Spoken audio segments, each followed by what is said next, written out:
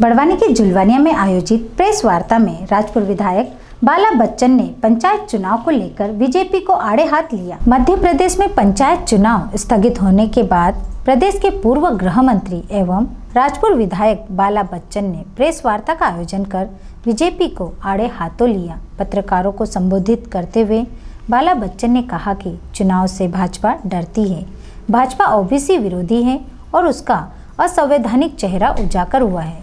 भाजपा सरकार कोरोना महामारी का बहाना बनाकर पंचायत चुनाव का स्थगन कर रही है, लेकिन सच्चाई यह है कि चुनाव प्रक्रिया पहले से ही और संवैधानिक थी। इस बात को कांग्रेस ने शुरू से ही स्पष्ट कर दिया था।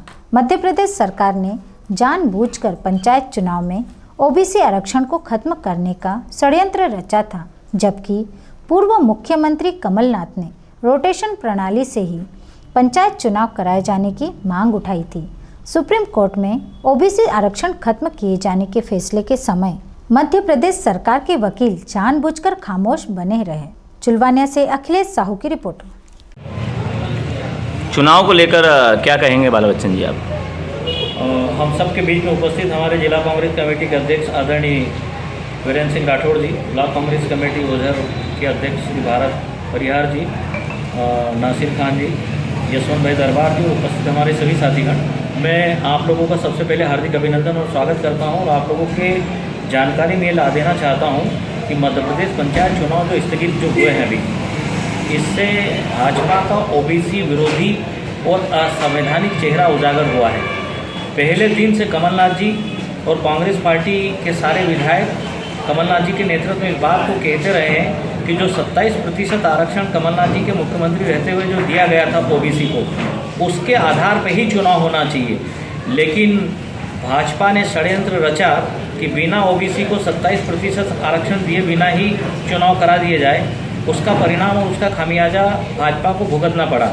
और पहले दिन से आदरणीय कमलनाथ जी ने विधायक दल की बैठक में ये तय कर दिया था कि बिना ओबीसी को आरक्षण दिए बिना चुनाव नहीं पंचायतों को होना चाहिए। देखिए, आज फैसला ये कमलनाथ जी के दबाव के कारण, कांग्रेस पार्टी के विधायकों के कारण और कांग्रेस पार्टी के कारण भाजपा की शिवराज सिंह जी की सरकार को मध्य प्रदेश में चुनाव स्थगित करना पड़ा और ये कमलनाथ जी के कारण ही हुआ है।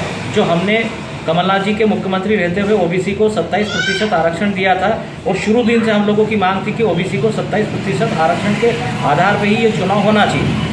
भाजपा मानने को तैयार नहीं थी। जहाँ तक सुप्रीम कोर्ट तक, हाई कोर्ट और सुप्रीम कोर्ट तक जो इसकी हैरिंग हुई, तो भाजपा ने जो सरकारी वकील जो मध्य प्रदेश शासन की तरफ से जो खड़े करना चाहिए, वो वकील तक भी नहीं खड़े किए। उसका खामियाजा आज भाजपा को भुगतना पड़ा। इस कारण से चुनाव अब बहाना बनाते हैं कि कोरोना के कारण हम चुनाव स्थगित कर रहे हैं, लेकिन असलियत ये है कि जो कांग्रेस पार्टी ने संकल्प पारित करवाया, कांग्रेस पार्टी स्थगन लेकर आई कि आज की विधानसभा की कार्रवाई स्थगित की जाए और पहले ये स्पष्ट होना चाहिए कि ओबीसी को जब तक आरक्षण देने की नियत और नीति शिवराज सिंह की और भाजपा की स्पष्ट नहीं होती तब तक चुनाव नहीं होना चाहिए।